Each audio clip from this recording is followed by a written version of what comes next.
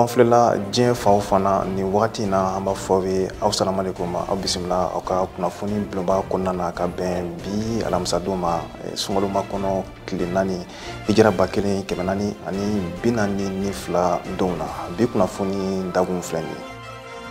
tile 3 tasibila k'o kɛ ka taa an ka sɔrɔsi minnu nin tora T-Site janjo la walasa ka kunnafonidilaw yɛrɛ lakɔkɔ kibaruyaw la minnu yɛrɛ bɛ an ka ba joliba kan nin wagati kofɔlen na n'o ye kɔlɔlɔw ye minnu kɔni bɛ ba joliba kan nin wagati in na nin y'o tako filanan kɛlen bi sɔgɔmada in na an man to yen ka taa Senegal ko muso min ye Usumane Sonko nɔ minɛ kiiri la ko ale kumana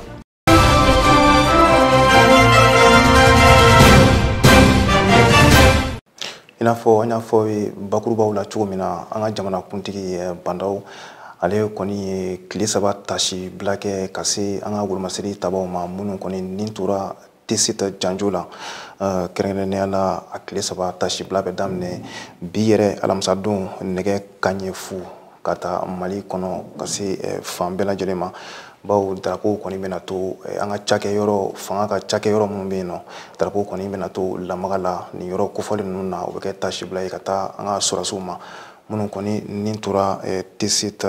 janjo la kɛrɛnkɛrɛnnenya la ni wulikajɔ yɛrɛ kɛra Lelewe ye ani T-Site ni ɲɔgɔn cɛ an ye dugawu de kɛ Ala ka an ka sɔrɔsi ninnu Ala k'u bɛɛ dayɔrɔ sumaya walasa ka se ka an ka kunnafonidilaw yɛrɛ lakɔkɔ waleya min kɔni tanen don ka ba joliba yɛrɛ sɛgɛrɛ nin wagati in na concertation des directeurs de publication ka fara agence nationale de bassin de fleuve Niger kan ninnu kɔni ye sigi filanan dɔ kɛ bi an ka kunnafonidilaw ɲɛkɔrɔ ka se ka kunnafoni yɛrɛ sɛnsɛnnin d'u ma waleya minnu kɔni tanen don ka ba joliba sɛgɛrɛ nin wagati in na n'o ye u bɛ machine minnu dayɛlɛn ba yɛrɛ sanfɛ n'u ka ma ko darakiw o bɛ kɛ sababu ye ka ba joliba yɛrɛ ka kɔlɔlɔ caman lase a ma sɔgɔmada in na Ayisa Mayiga ani Musa Jalo teliɲɛta tɔgɔ la u seginna ni seereya minnu ye an ka jɛ ka ɲɛmada olu fɛ cakɛda min bɛ an ka jamana kɔnɔna la n'a bɛ fɔ ale ma ko cadre de concertation des directeurs de publication olu ni cakɛda wɛrɛ n'a bɛ fɔ fana ma ko agence du bassin du fleuve Niger walasa hali sisan nɔ ka se ka anw ka ba joliba yɛrɛ lakana olu kɔni ye lajɛrɛba dɔ kɛ bi ni o ye o lajɛrɛ yɛrɛ tako filanan ye ni lajɛrɛ in kɔni kun tɛ dɔwɛrɛ ka se ka kunnafonidilaw yɛrɛ ladɔnniya sanu daragi baaraw olu bɛ ka kɔlɔlɔ min lase anw ka ba joliba ma bon CDDB ka laɲini mun ye ka kunnafonidilaw kunnafoni bibi na kɛwale jugu mun bɛ fleuve Niger kɔnɔ ba joliba kan parce que a yɛrɛ k'a fɔ u ka machine u bɛ taa ni mun ye ba kɔnɔ k'a fɔ k'u bɛ sanu bɔ n'a fɔ ma ko recherche de l'or par système de drague a man ɲi ba ma et puis a bɛ ji qualité tiɲɛ et puis hali ba kɔnɔna yɛrɛ fana a b'a kɔnɔna fɛnɛ ɲagata kosɛbɛ donc o de y'a to ɲinan nin deuxième édition in na an ye o jɛ sigi sinon première édition o kɛra salon o kɛra ABFN yɛrɛ ka a bɛ action ɲɛnama minnu kɛ de façon générale donc u y'o ɲɛfɔ an ɲɛna donc an y'a ye ɲinan an ka thème ta mun bɛ fɛnw cibler très bien walasa ka se ka kunnafonidilaw yɛrɛ lawaleya baara cɛjugu minnu bɛ ka an ka ba joliba tiɲɛ nin baara ninnu tako filanan kɔni kɔnɔna la fɛn caman bolodalen don walasa ka se ka kunnafonidilaw yɛrɛ ladɔnniya kɔlɔlɔ minnu bɛ ka bin ba joliba yɛrɛ kan donc projection de bɛna kɛ donc jaw de talen don ABFN mɔgɔw bolo u ka machine mun kɛ ba kɔnɔ donc a yira k'a fɔ n'a fɔra mɔgɔ caman u k'a dabila u t'a dabila donc u yɛrɛ y'a u yɛrɛ ye image dɔw ta u bɛn'o de yira an na pour que k'a yira an na dégâts mun bɛ yen bi na kɛwale jugu mun bɛ yen bi na a ɲaganta ye mun ye population yɛrɛ ma bɛɛ lajɛlen ka i fanga fara ɲɔgɔn kan walasa ba joliba yɛrɛ bɛ se ka kisi cogoya min na o de kɔni kɛra weleweledakan ye ka bɔ cadre de concertation des directeurs de publication yɛrɛ ɲɛmaa yɔrɔ weleweledakan yɛrɛ mun ye c'est pour que kunnafonidilaw n'o ye an bɛɛ ye an ka se k'an hakili to ba joliba la parce que n'a jateminɛ n'i y'a ye an bɛ ji mun min a bɛ bɔ o de la an bɛ fɛn caman kɛ a bɛ bɔ ba joliba de la donc n'an bɛɛ ma fanga fara ɲɔgɔn kan k'a fɔ ko mɔgɔ kelen dɔrɔn kungo don cakɛda kelen dɔrɔn kungo don san nataw la an denw n'a mɔdenw tiɲɛna u bɛ sɔn ka kɔlɔlɔ caman sɔrɔ a ko la. Agence du bassin du fleuve Niger ni olu ka koɲɔw kɔni bɛnnen don ba joli b'a lakanali ma. Olu ka ɲɛmaa dɔ ale kɔni y'a yira k'a fɔ ko walasa an ka ba joli b'a yɛrɛ kɔni ka se ka lakana ko kunnafonidilaw yɛrɛ jɔyɔrɔ ka bon o la kosɛbɛ. Kɔlɔlɔ min bɛ bi ba joli b'a kan pour que bɛɛ ka se ka bɔ a kalama n'o ye sanubɔ min bɛ sisan ba bolo kɔnɔna na. Donc ba joli b'a kɔnɔna don mais an ka kɔbolo an ye jateminɛ kɛ sisan parce que an ye mission dɔw kɛ fleuve Niger kan a ka bolofara min bɛ n'an b'a wele ko sous-bassin dɔ don o ye Sankarani. Donc an ye jateminɛw kɛ k'a dɔn k'a fɔ o kɔbolo minnu fana bɛ ji lasago ka taa ba kɔnɔna na olu bɛɛ de tiɲɛnen don ala ni sanubɔ y'a sababu ye. Kɔlɔlɔ minnu bɛ ka ɲɛsin an ka ba joli ba ma a kɔni barika ka bon kosɛbɛ. O de kɔnɔna la agence du bassin du fleuve Niger maaw olu kɔni ye welewele ka da ta ka ɲɛsin an ka jamana ɲɛmɔgɔw yɛrɛ ma. Donc weleweledi min don k'a ɲini jamana ɲɛmɔgɔw fɛ u se ka fɛɛrɛ min kɛ nin kɛwale min bɛ ka kɛ an ka ba kɔnɔna na n'a bɛ se ka dabila parce que a kɔlɔlɔ ka bon ni olu bɛna nafolo min sɔrɔ c'est vrai u bɛ nafolo sɔrɔ mais kɔlɔlɔ min bɛ se hadamadenw ma ani danfɛn minnu fana bɛ yen o de ka bon ni sanu ɲini yɛrɛ ta ye. Ji kɔni jɔyɔrɔ ka bon kosɛbɛ adamadenya yɛrɛ sabatili la. O de kama an bɛɛ lajɛlen kan ka an fanga fara ɲɔgɔn kan ka an ka ba joli ba yɛrɛ lakana k'a kisi k'a tanga walasa hali maa minnu bɛna anw yɛrɛ kɔfɛ u bɛɛ lajɛlen bɛ se ka u ka ɲɛnamaya kɛ k'a ɲɛ cogoya min na ni ji sanuman ye. I n'a fɔ bɛɛ lajɛlen bɛ a dɔn cogoya min na ni ji tɛ yɔrɔ min na ɲɛnamaya yɛrɛ tɛ sabati yen nɔ. San 2021 sɛnɛ baaraw kɔni datuguni hukumu kɔnɔna na n'u k'a ma ko campagne agricole 2021 an ka sɛnɛ ani baganmara ni mɔni minisiri kɔni kibaruya duman fɔ bawo kɔni y'a yira k'a fɔ ko balo sɛnɛta la Mali kɔni sera ka balo miliyɔn 11 de sɛnɛ ni salon yɛrɛ a kɛra tɔn miliyɔn 10 bɔɲɔngo ye o kɔni kɛra tare ye ka se an ka sɛnɛkɛlaw ma a ye ni kibaruya duman kɔni lase wɛrɛ ka lajɛ kɛrɛnkɛrɛnnen fɛ CICB la a kɛra commissaire à sécurité alimentaire ɲɛkɔrɔ n'o ye Ridwan Aga Mohamed ye Ali Kulubali ale bɛ ɲɛfɔli kan ye nin sigi kisa la.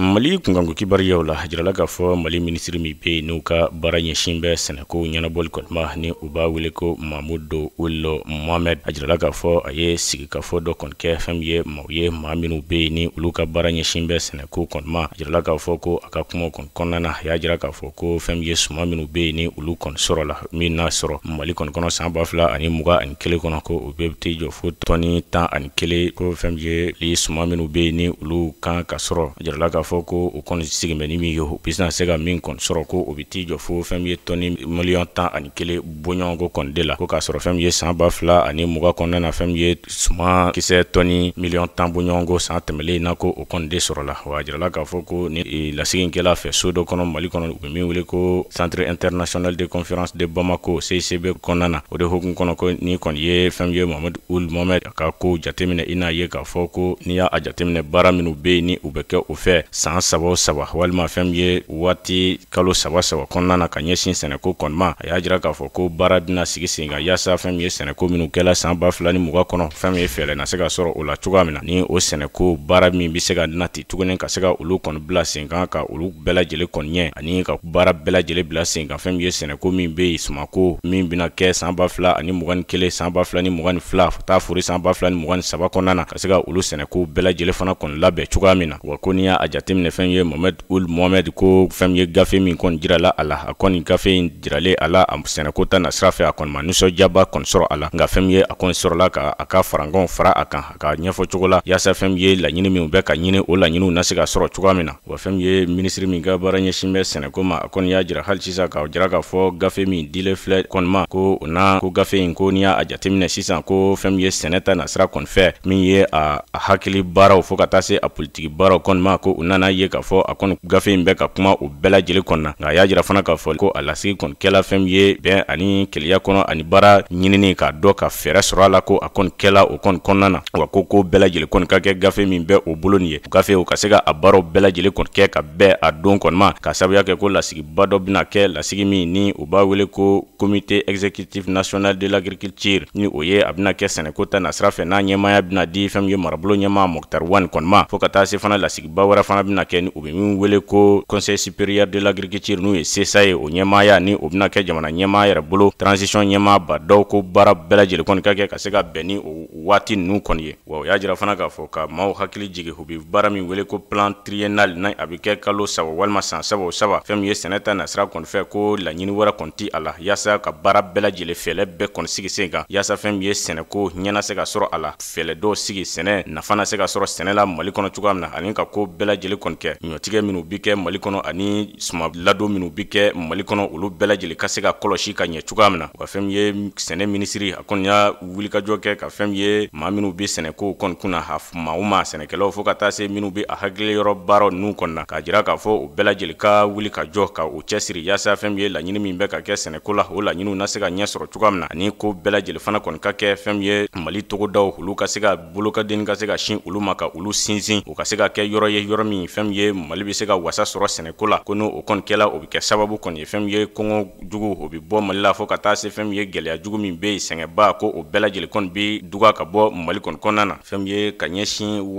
waati yɛlɛma gɛlɛyaw fo ka taa se sɛnɛ yɛrɛ baaraw bɛɛ lajɛlen kɔlɔsili ani ka ko bɛɛ lajɛlen fana kɔni kɛ fɛn fɛn bɛ yen ni a bɛ sɛnɛko fɔ ani balo ko nasira kɔni fɔ ka se ka olu bɛɛ lajɛlen kɔni don ba la ani maa minnu fana bɛ yen ni u bɛ baara kɛ a yɔrɔw la ka se ka yɛlɛma don olu fana ka ko kɛcogo kɔnɔ na ani u bɛ min wele ko subvention minnu bɛ don sɛnɛ ta nasira kɔni fɛ ka se ka nɔgɔya don maaw kɔni ye cogoya min na suma sɔrɔli kɔnɔ na ani aw ka sabi ko bɛɛ lajɛlen fɛn min ye sɛnɛ minisiri a y'a jira k'a fɔ ko o kɔni na ko bɛɛ lajɛlen fana kɔni kɛ ka se ka olu ko ninnu kɔni tɔbɔ ani ko bɛɛ lajɛlen kɔni kɔlɔsi ka ɲɛ o y'a jira fana k'a fɔ o na ko bɛɛ lajɛlen fana kɔ u bɛ ka min wele ko plan de campagne agricole n'u ye ɲɔtigɛ walima ɲɔ ladoli ɲɔkisɛw ladoli fo ka taa se a baaraw bɛɛ lajɛlen kɔni ma ko o na ko bɛɛ lajɛlen fana kɔni kɛ ka se k'o bɛɛ lajɛlen kɔni kɔlɔsi laɲini min bɛ ka ɲini sumako la gɛlɛyako la olu bɛɛ lajɛlen na se ka duga Mali kɔnɔ cogoya min na se ka duga nakɔ sɛnɛ o kɔni ye an ka musow ka cɛsiri fɛn sigilen sen kan walasa ka se ka guwa yɛrɛ lakolo cogo min na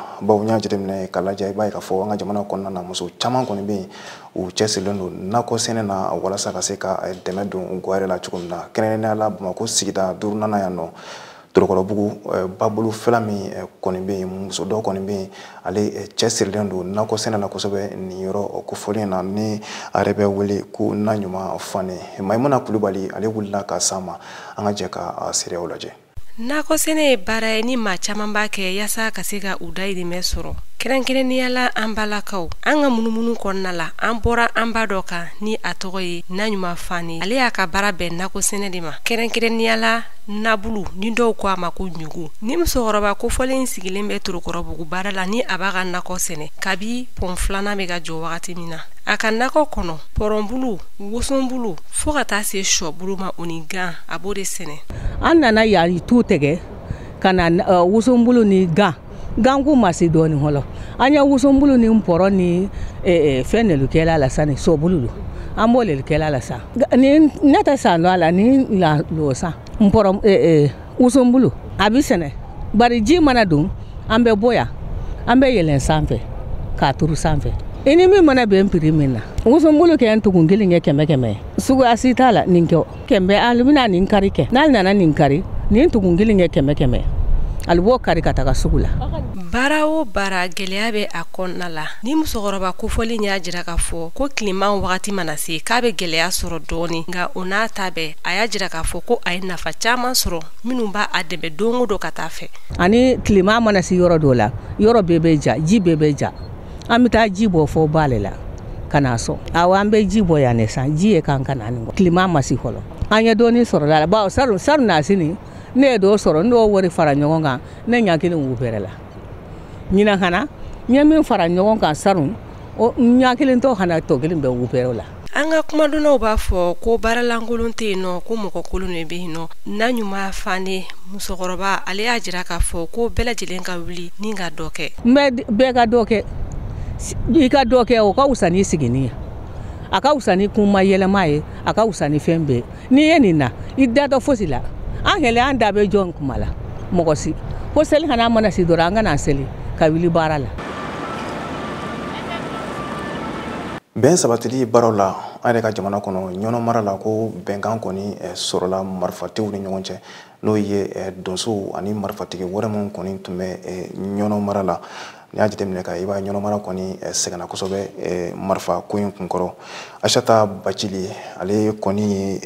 ɲɔnɔ commune min bɛ yen nɔ Dɔgɔfiri o maire ka dankan Zumana Kulibali ale y'o wele téléphone na bi an ka jɛ ka a ka kɔrɔfɔw lamɛn. O conseiller nana a taara sigi kɛ ni kungokɔnɔmɔgɔw ye fɔlɔ labana kana sigi ni donso ye tuguni o ni donso fana kumana tanika segin min bɛɛ kɔnɔna na baara in n'u donna alamisa kana kuncɛ dimanche kuma la surunyana dimanche kɔni bɛnkan sɔrɔla donso ni kungokɔnɔmɔgɔw cɛ fɔ su 23h kɔnɔna na parce que o sigira kabini midi ala sɔnna bɛnkan in kɔni taara o bɛɛ ni ɲɔgɔn cɛ o y'a ye k'a fɔ kalo wɔɔrɔ in kɔnɔ tiɲɛni kɛra côté fila bɛɛ la donc sayaw kɛra la nafolo tiɲɛw fana yera la donc o tɛn'o yɛrɛ bila détail wɛrɛ la o minnu tiɲɛna o ka yafa olu kɔ adamaden minnu bɛ yen n'u bɛ balo la côté fila bɛɛ lajɛlen la donc o kɛ mɔgɔw sɛgɛn donc bɛnkan ka siɲɛ o ni ɲɔgɔn cɛ bɛnkan siɲɛ t'i n'a fɔ ko a charte ye kalo kelen ye o tɛ kalo kelen de dara san côté fila bɛɛ bɛnkan minnu taara donc si kana ladu bɔrɔtɔ o ye bɛnkan jumɛn ye mɔgɔ si kana se mɔgɔ ma bɛɛ ka bɛɛ to yen n'a fɔ k'u ka ko kɛ cogo min na ka kɔrɔ bɛɛ ka bɛɛ to yen k'i ka ko kɛ donc o kɛ kalo kelen lajɛ o la ni kalo kelen lajɛra o la k'a fɔ ko basi ma k'a la donc a bɛ continuer kalo kelen kɔni kɔnɔ bɛɛ ka se ka kuma i ka mɔgɔ fɛ mɔgɔ si kana kɛ mugu sababu ye tuguni parce que kɛlɛ a kuntala janyana dekun caman yera a kɔnɔ ni kalo kelen kɔni dafara k'a ye k'a ko basi ma bɔ a la donc bɛnkan in bɛ continuer i n'a fɔ an bɛ cogo min na ka kɔrɔ donc an b'a fɔ an ye jɔyɔrɔ y'a la kabini sisan parce que mun ye an ka mɔgɔ minnu bɛ kungokɔnɔmɔgɔ ninnu bolo depuis a don yɛrɛ dimanche fitiri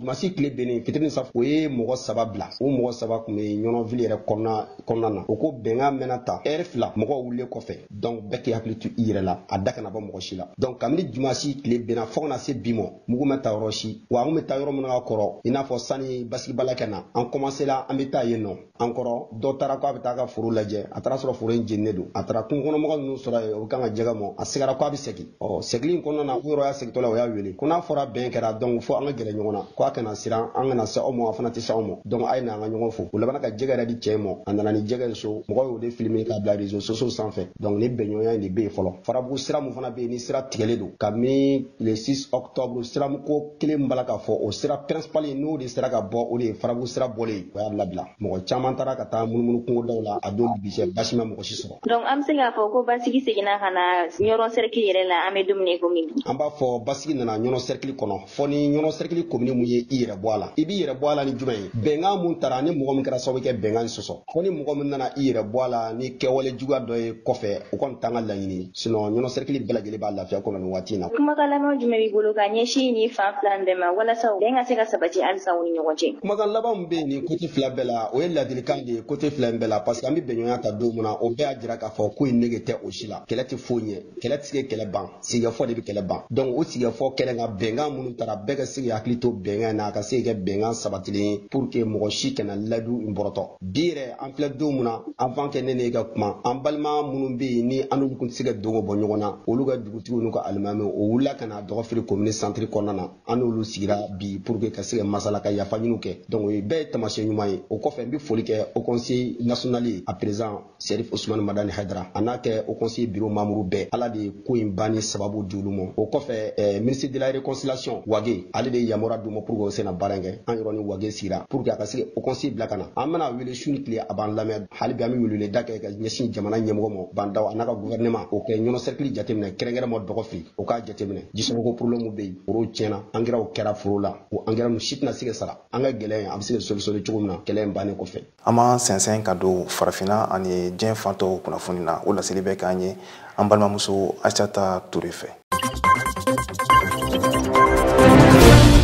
Senegal jamana kunnafoni na musolaka min kun bɛ yen nɔ ni ale yɛrɛ kɔni ye ɲangiliw don u ka fanga sinamatɔn ɲɛmɔgɔ Usman Sonko kama ni a yɛrɛ kɛra sababu ye ka o ma kofɔlen don kaso la ni o bɛɛ lajɛlen yɛrɛ nana ni kɛlɛbaw ye u ka jamana yɛrɛ kɔnɔna na ale y'a yira kunungo araba k'a ka ɲangiliw la kurakuraya tuguni k'a yira k'a fɔ ale kɔni ma jɛn n'a ye ni ma kofɔlen bilali